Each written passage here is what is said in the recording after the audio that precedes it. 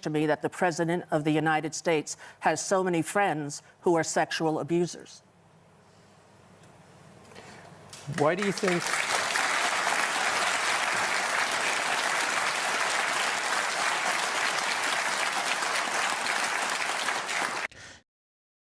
That's one of the most explosive claims Rosie O'Donnell has made about Donald Trump in years. But that comment is only part of a much bigger story. In this interview, she explains why she left the United States for Ireland, revisits a feud that's lasted nearly 2 decades, and reveals why she believes things have changed dramatically under Trump's return to office. Let's get into it. Well, you say he uses, you as a punchline. He was meeting the Taoiseach, yes. Micheál Martin, in the Oval Office last week. You're over here kind of minding your own business. Yes. And this happens. Ireland is known for very happy, fun-loving people. Great attitude, many in this room right now that I've met. Why in the world would you let Rosie O'Donnell move to Ireland? I think she's going to lower your happiness level. It's true. Thank you. I like that question. Do you know you have Rosie O'Donnell? Do you know who she is? Do you know who she is? Yeah. I'm joking. You're better off not knowing. President Trump. Yeah, there it is. There he is in all his glory. How does it feel watching that? Very, very surreal, I have to tell you. He's been doing it for 2 decades, and I'm still not used to it every time he does. But, you know, I felt very troubled that they put the Taoiseach in that position and didn't treat him with the respect that a leader of that kind deserves when they're visiting the White House. And I wrote the Taoiseach with a little note, apology to his email, and got a note back that they had received it and thanked me. But I just wanted him to know the history and what happened and why he seems to be out to get me in ways that are startling. You stuck out the last Trump presidency.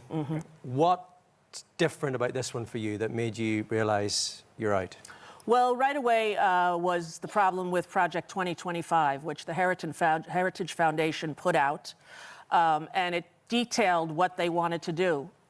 And I felt that anyone who read that would not be able to sleep as an American. What type of stuff was in that? Well, gutting all of the social programs, as he has been doing. Just the other day, he disbanded the Department of Education. And I have a child who has autism, and that child will be denied services, and many, many autistic children, because the funding for these programs for special needs children comes from the federal government as well as the states. And it's going to be disastrous for children on the spectrum.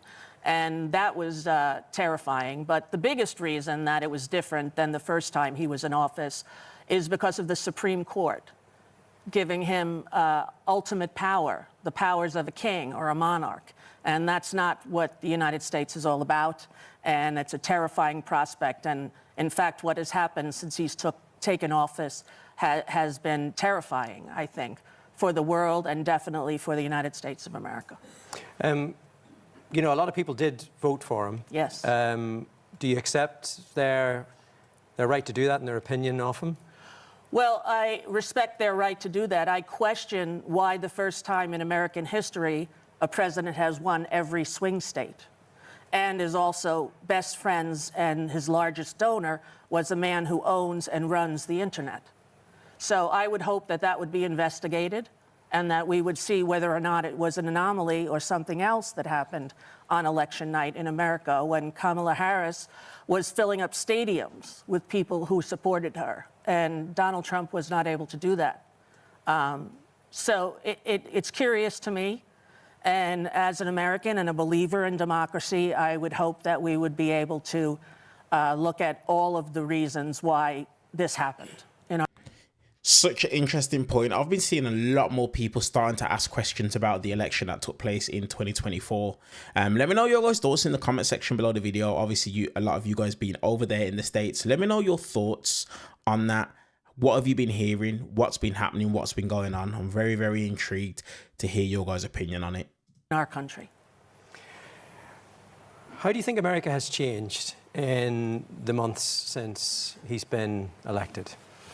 Well, if you talk to any Americans, they're all in shock, or at least the ones that I know. I will have to say I don't really have many people in my life that support him. I don't really understand how people could support a convicted felon and a man who has had so many charges against him and has the moral compass of a teenage boy. And it's heartbreaking, I think, to most of the people in America, and they're slowly waking.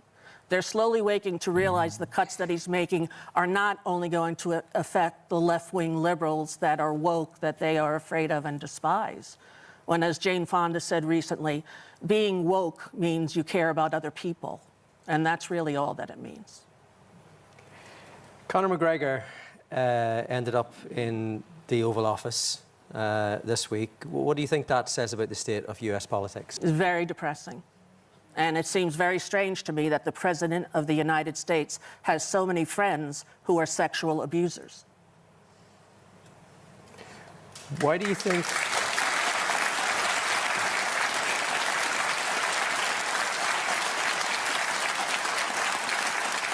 What do you think it says about the state of US politics that kind of interaction between, Conor McGregor turning up and being welcomed at the White House and everything being normal? What do you think that says? Well, I think it says that we're in trouble. It says that we're in trouble. Basically, the foundation of our country is a melting pot of people, all created equal, and that they are to pursue life, liberty, and the pursuit of happiness. That's what we're promised as Americans. And to think that cruelty and lack of empathy is a value that is sprouted from the highest office in our country is overwhelmingly sad to me personally, and it felt like way too much to take for me as well, emotionally. Whether you agree with Rosie O'Donnell or completely disagree with her, one thing is clear: this interview highlights just how deeply divided American politics has become.